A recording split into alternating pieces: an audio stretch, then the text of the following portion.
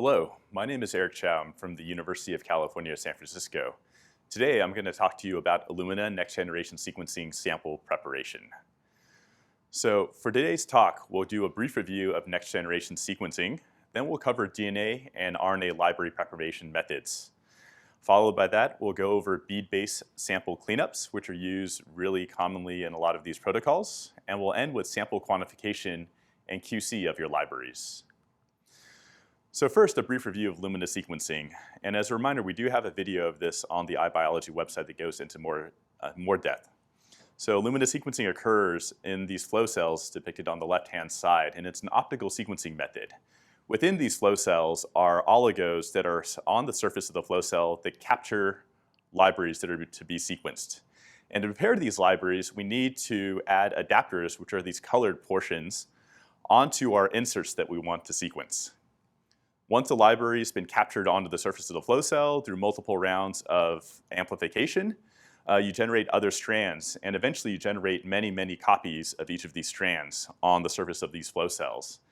And these clusters of molecules are what get sequenced. And over here, I'm just depicting a schematic of how the sequencing works. So if we were to imagine that we have several different clusters of different molecules on the surface of the flow cell, and we run through the sequencing process where each of the bases are labeled by a different color, and we do this for multiple cycles, we can build up the sequence of each of those individual molecules. And so if you follow the top left cluster, which is yellow on the first cycle over here, you can see that it starts off as a yellow color, then becomes blue, red, red, green.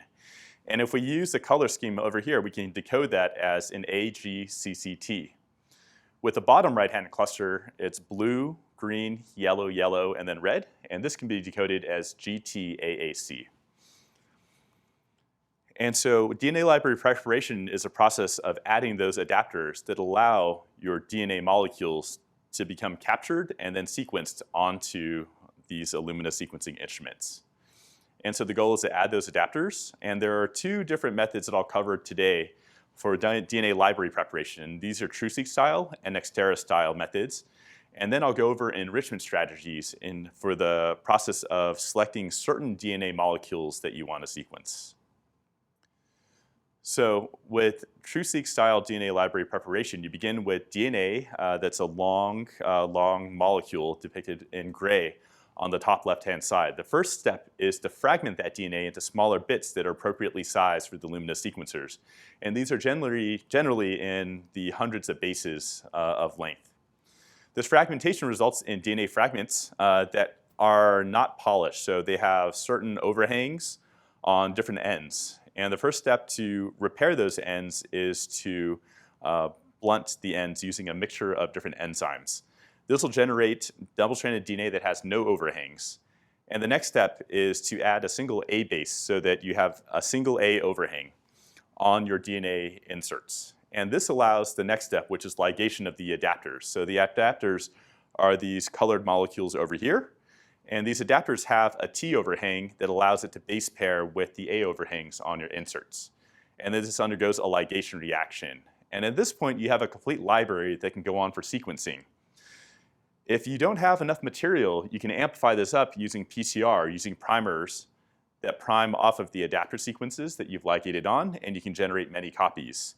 And so this would be a PCR prep to do the amplification. You can also have PCR-free preps where you don't do any PCR amplification if you have enough material. And both of these molecules can go onto the sequencer. Another method of preparing DNA libraries is this Nextera process, which takes advantage of this property of transposases that allow them to insert DNA molecules into other large pieces of DNA. So again, if we start with, let's say, genomic DNA that hasn't been fragmented, and we add these transposase enzymes that have the adapter sequences loaded onto them, these transposases will insert these DNA sequences into the DNA and actually fragment them into smaller bits. So in a single reaction, you fragmented the DNA and added partial adapters. The next step is to undergo a PCR reaction that'll use these partial adapters as priming sites for the PCR reaction to complete the library preparation and add the rest of the adapter sequences onto the molecules. So with these Nextera DNA library preps, you do have to do PCR. There isn't a PCR-free version that you can do. So a lot of times you may not want to sequence every piece of DNA that's in your sample. And let's say that, for instance, you're only interested in the coding regions of the human genome, which makes up a small percentage of the entire genome. It'd be a waste to sequence the entire sample because you're sequencing mostly things that you're not interested in. And so there are different enrichment strategies that allow you to target specific areas of the genome of your sample for sequencing. And so in this case, let's pretend that the regions in pink in the DNA are the regions that you want to sequence. The first method is a capture-based method. In this method, you generate a standard DNA sequencing library using either that Nextera or that TrueSeq library prep method that we went over earlier. But once you've created that library, you have a mixture of molecules that have both the regions of interest in pink, but also these regions of interest that aren't of interest in gray. You have a panel of DNA oligos that bind to your regions of interest that also have a biotin molecule attached to it. So you take your DNA that includes both regions of interest and not interest, you add in these probes that allow you to capture specifically those pink areas of interest, and then you'll pull them down with beads using that biotin handle. You do some washes, and at the end you have enriched for molecules that include those regions of interest. A second method is to use PCR amplification using lots and lots of different PCR primers. And in this method, you start with your genomic DNA and you design primer sets that will amplify up your regions of interest. And these primers also have partial lumen adapters at the end. You undergo a round or several rounds of PCR to amplify up these regions. And you wind up with some enrichment, but you don't have a complete library at that point. What you need to do is a second PCR reaction to add on the final portions of the Illumina adapter to get a sequenceable molecule. So changing gears a little bit, moving on to RNA sequencing library preparation. In this case, this is usually done to look at gene expression, to identify which genes are turned on or off in a given sample. And most of the times, people are really interested in the protein coding transcripts or messenger RNAs. These are polyadenylated transcripts, but they only make up a small portion of the total amount of RNA. Most of the RNA is made up of ribosomal RNA, and this is generally things that are undesirable that people don't want to sequence and waste their sequencing dollars. And so to prepare RNA sequencing libraries, there are a couple of extra steps. One is a depletion or enrichment step. The second is conversion of RNA to DNA, because the Illumina sequencers only work for DNA. You can't sequence RNA directly on these platforms. And then the last step, again, is to add sequencing adapters to complete the DNA library preparation of that converted RNA.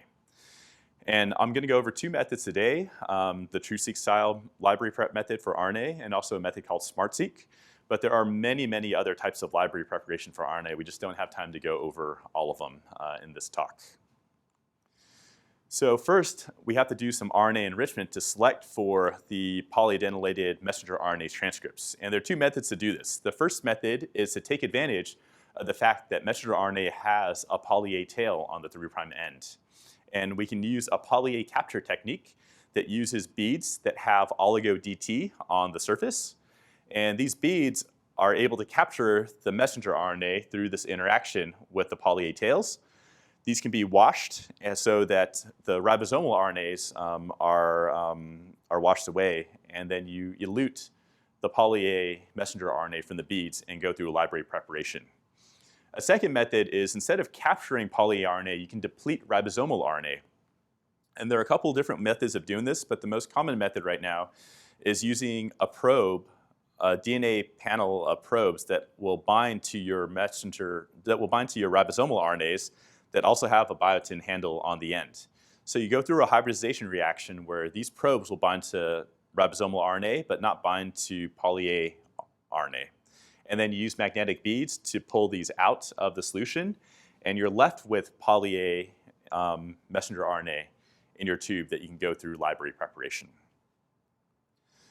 So with the TrueSeq sample preparation, what you do is you take your enriched RNA, and then you fragment that RNA into small bits that are appropriately sized for Illumina sequencing.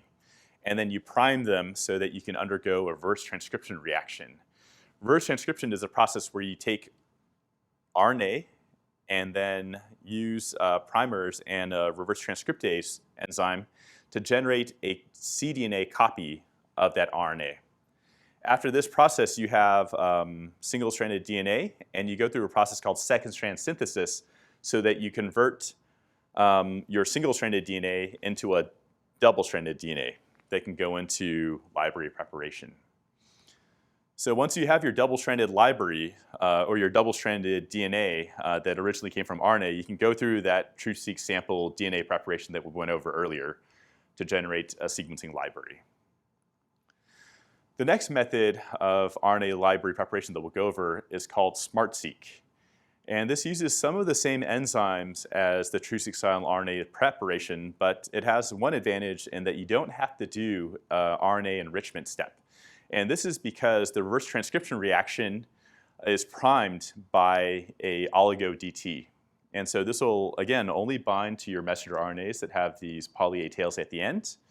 And you go through this reverse transcription reaction, and so it'll make this copy of DNA using RNA as a template. One special thing about this process is that it uses a reverse transcriptase that has a template switching activity. It'll add a couple of non-templated C bases at the end of the cDNA. And this will allow a template switch oligo that's also present in the reaction that contains a couple of G bases. So these G bases can hybridize on to those C bases that got added by the reverse transcriptase. And then the reverse transcriptase will use this template switch oligo as a template, and it will continue the reverse transcription reaction so that you wind up with a tagged cDNA that has handles on both ends, depicted in green here. This cDNA can now be amplified, and many copies can be made.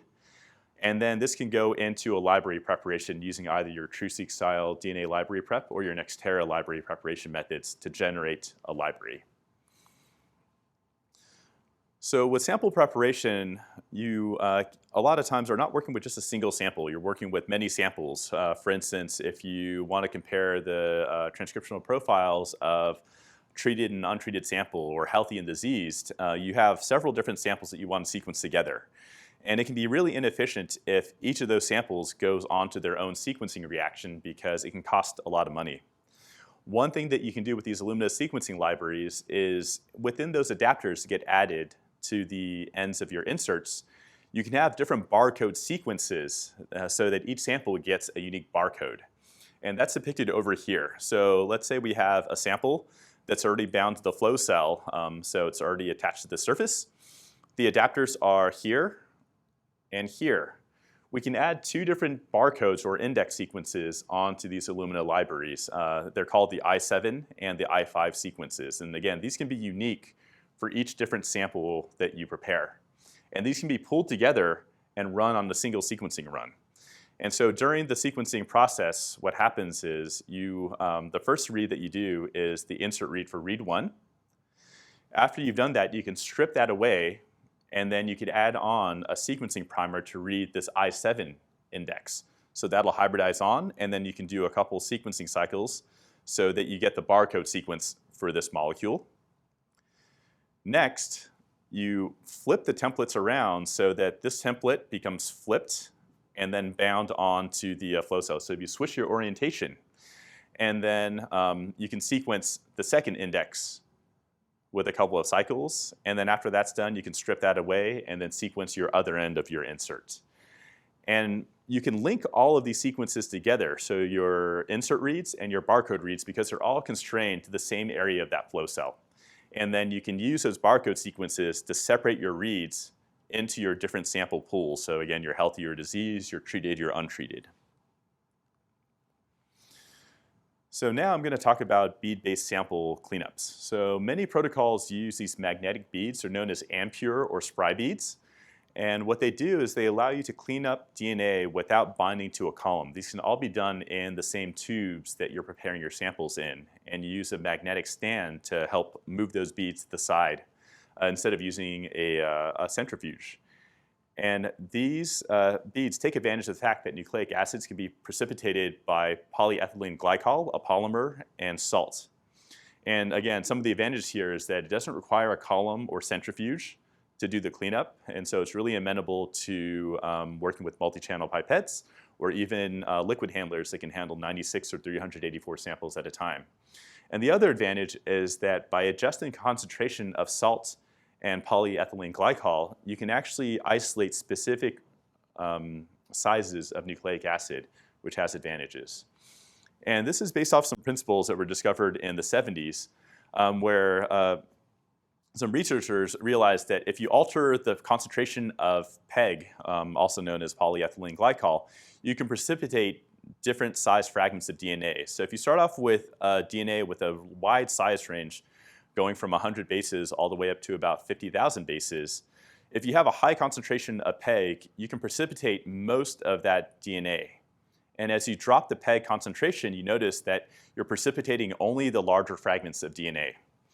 And these authors realized that this could be used to take advantage, you could take advantage of this, this property to isolate specific fragments of DNA.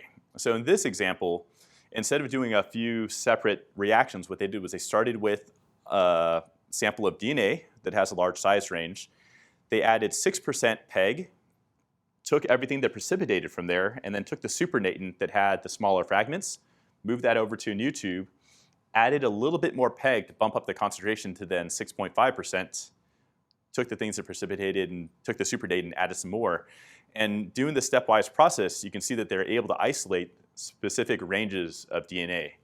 And this is really handy for next generation sequencing library prep, because a lot of times we really want to isolate DNA of a certain size range. And this is a very easy way of doing this, because you don't have to deal with any gels, cutting fragments out of gels, extracting them. This is all happening kind of in solution, and it's very, very useful. So this method still depended on centrifugation because you had to spin down and precipitate DNA at the bottom of the tube. But in the 90s, a newer method using magnetic beads, but also with these PEG and sodium chloride solutions came about. And essentially it works this way. You have a sample that you want to isolate nucleic acids from. You add your bead solution that contains these magnetic beads and PEG and salt. You mix it and let it sit for a few minutes. And this causes the nucleic acids to precipitate on the surface of these magnetic beads. You place a tube on a magnet, the beads with the nucleic acid get bound and then moved to the side. And you can remove the supernatant and do a couple of washes. And then at the end, you can elute the DNA off of the beads just in water. And that'll cause the DNA to come off of the beads. You put it back on the magnet, and then you take the supernatant that now contains your eluted nucleic acids, and then you can move them into a new tube and then either go on to sequencing or the next step of your sample preparation. And again, all of this doesn't require any tubes or doesn't require any columns or centrifuges. And there's an iBiology video if you want to look at a hands-on video of how this process works. So lastly, I'm going to go over sample quantification and QC. So sequencing can be really, really expensive. So it's really important that you check your libraries before you put them on the sequencer, because once you spent that money, and if the samples were poor, you spent money on and you wouldn't be able to get much data out of it. And so there are different QC methods, but most of them will check the size distribution of the samples. And there are a couple different instruments that you can use to do this. So these include the Agilent Bioanalyzer, Tape Station Fragment Analyzer. There's a system from QIAGEN called the QIAxcel, and another one from PerkinElmer called the LabShip, and there are others out there as well. We do have another iBiology video about how to use and analyze data from the bioanalyzer if you want to get some more details about that process. Lastly, after QC, you also want to quantify your samples. Again, most of the times people aren't sequencing a single sample, they're sequencing multiple samples, and they want relatively equal numbers of sequencing representation from each of those samples. And this requires you to accurately quantify those individual samples so that you can make an even pool that goes onto the sequencer. And the methods that are most commonly used are qPCR or digital PCR, and also fluorometric approaches such as the qubit or pico-green, taking advantage of fluorescent properties of certain dyes. We highly recommend not using something like a nanodrop because it's an absorbent-based method that's not very quantitative in the range of concentrations that DNA libraries usually come in. So I'd avoid using a nanodrop and stick with one of these methods here. So I get a lot of questions about how to do or analyze sample QC data, especially things that come off of these capillary electrophoresis methods like the bioanalyzer. And so I'm going to take a few moments to go over what some of the examples look like. And so these capillary electrophoresis methods will show you a size distribution of your DNA sample. And so usually you have some plot that looks like this, where you have fluorescence on the y-axis and then size of your libraries or your samples on the x-axis. And within each sample, there's usually a standard that gets spiked into your sample. And so this usually includes a low marker and a high marker that are used as references. So these standards will get added to your sample, and then they get run. And a typical library will look like this. You have your lower and upper markers or your standards that show up. And then your actual DNA library will look like this. Because you have different size inserts, you don't get a sharp peak. You have some distribution. And so this is a reasonably looking library that ranges from 150 or 200 bases out to about under 1,000 bases. And this is generally the size range that you're looking for these Illumina next generation sequencing libraries. Sometimes you might see a short peak that's around 130 bases, especially if you're using these TruSeq style library prep methods. And what that is that's an adapter dimer. So this is a molecule that doesn't have an insert in gray. It's just two adapters that have ligated onto each other. It's empty, and there's essentially no DNA of interest in there.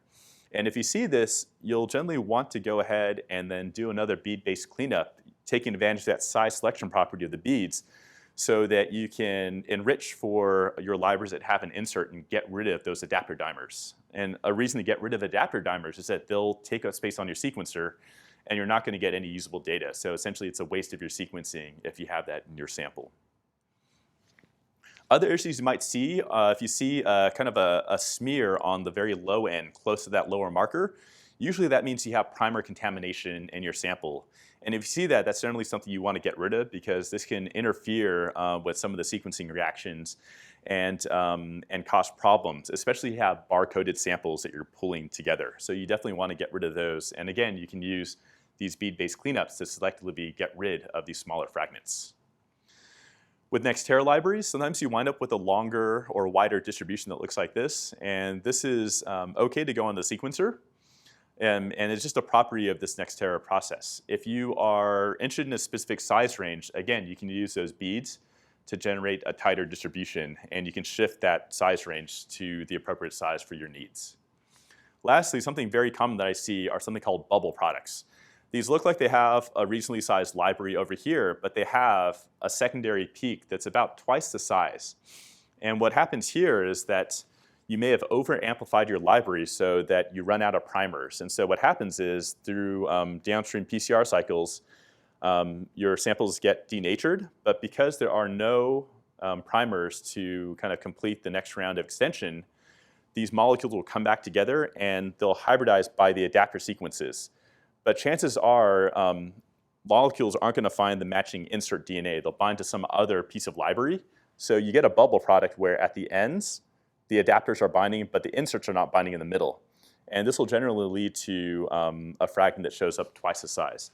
And these are OK to sequence as well, but just something to be aware of. And it's generally OK to sequence those samples. So in summary, to prepare DNA libraries, you have to isolate your DNA or your RNA from your samples, and then you have to convert that material into a library. And this means adding adapters onto properly sized inserts. And again, many molecular biology enzymes can be used for this process. I've only covered a couple of different methods. There are many, many methods, many different kits out there, and some have certain advantages. So if you have a specific need, I would contact your DNA sequencing facility at your local campus, and they can give you suggestions on some of the best methods to use for your application. And lastly, want to definitely stress this, is that you want to quantify and check the quality of your libraries before you sequence them, just because the process can be expensive, and you want to make sure that you get the best data possible and make sure that your samples look good before you sequence them. And with that, I would like to thank you for your time today, and hope you enjoyed this talk.